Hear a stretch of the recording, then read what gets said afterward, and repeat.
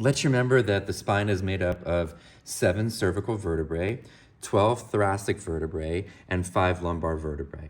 The best way to palpate the spine, I think, is to find the vertebral segments that you can palpate most reliably, and then you can count your way up and down. So for example, if you go to the back of the occiput and you fall off of the occiput to get to the very first spinous process that you can feel, that's the C2 spinous process. I know that's the C2 spinous process because C1 doesn't have one. Instead, there's like a nub of C1, but you really won't be able to palpate that. So C2 is the very first one. We can also passively move the patient's neck into extension, and the last vertebrae that moves forward when we do that is going to be C6. C1, 2, 3, 4, 5, 6. The first vertebrae that doesn't move when you passively move into extension is going to be C7, and we can count our way down to T1.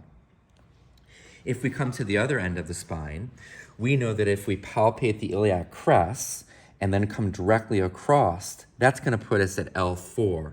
Very easy then to count down to L5 and then the base of the sacrum, and then count our way up to L3, 2, 1, and T12. What that looks like on a patient. The very first spinous process that we come to when we fall off the occiput is going to be C2, right here. On the other hand, if we passively move the patient's neck into extension, the last vertebrae that moves forward is going to be C6, and we can count our way down to C7, and then finally T1, and so on down the line.